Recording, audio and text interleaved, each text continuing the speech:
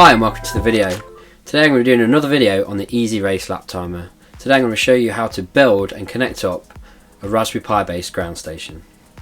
So for this project you're going to need a Raspberry Pi 3, an EasyRaceLapTimer Pocket Edition and somewhere to mount it. You're also going to need a 5V power supply. I'm currently using an old ESC which has a 5V 4A back in it. Finally you're going to need an 8GB micro SD card. This is for the software that's going to be running on the Raspberry Pi. I'll post purchasing links for all these items in the description. So the first thing you're going to need to do is come to the EasyRaceLapTimer website and come to the download section. Here you'll find all the requirements you need for the setup, and here is your download link.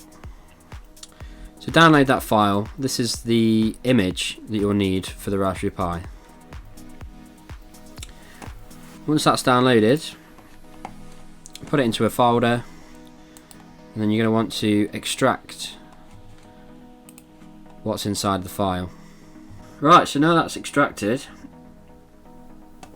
you can see that it's a disk image file. So you need to write that image to your SD card.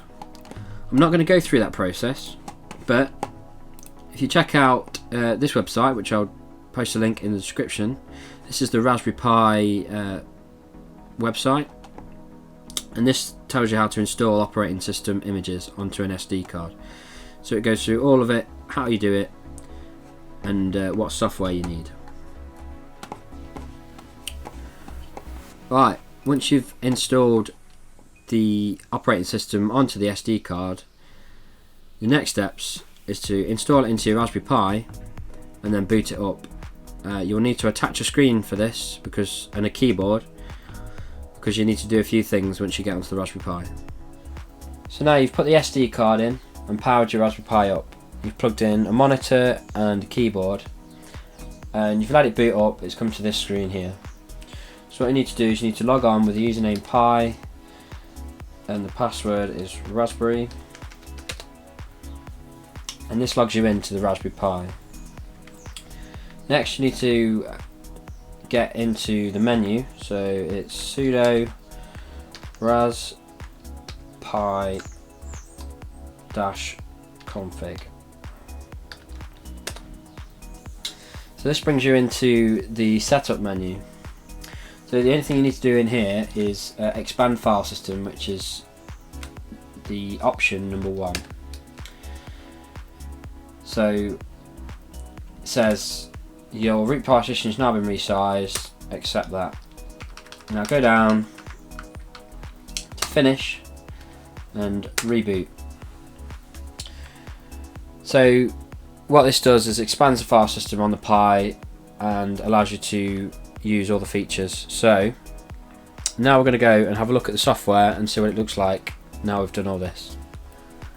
So the next thing we need to do is connect to the Raspberry Pi via Wi-Fi. So you come on to your network settings, connect to the Raspberry Pi. I've connected this before, but it does come up with a password. All the information you need is on the downloads page on the website. So it shows you here that the password is Raspberry. Well, it says here, the SSID is EasyRaceLapTimer, password is Raspberry. So that will get you into it. So the next thing you need to do is go on 192.168.42.1. That brings you onto the EasyRaceLapTimer software. This does take a while to connect the first time you connect to it, because it's trying to talk to the Raspberry Pi and set all that up. So this will take a couple of minutes.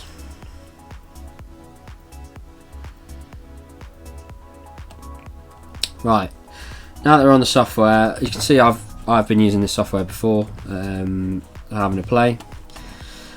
So once you get on the software, you can monitor races. So I think this is a race. I mustn't have finished it. You can see the pilots. History is all of the races that you've done before. So this is me doing a lot of testing on it. And log in. So log in, is admin@EasyRaceLapTimer.com. The password is defaultpw. Invalid password.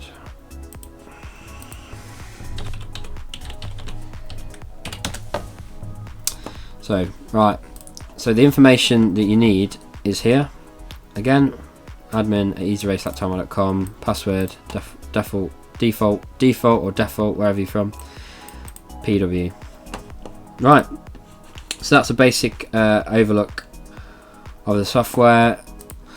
If you've got a EasyRaceLapTimer Pocket Edition plugged into it, which I have via USB, like so, you can go onto this and then go on to 3001, and this is the PocketEdition WebDriver.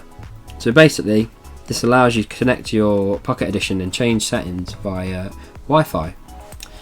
So if I go into USB, which is my EasyRaceLapTimer, go on connect, you can see it's connected. If you go on to advanced, which is this option here, it shows you what it's set up to. So mine's set to 5905, and it shows you the triggering values and stuff like that. And then I'm going to go through in another video on all the setup of this and how I use it, but for now that's how you get it up and running and installed. Thank you for watching. Please like, subscribe and comment if you've got any questions, and I'll see you again soon with another video.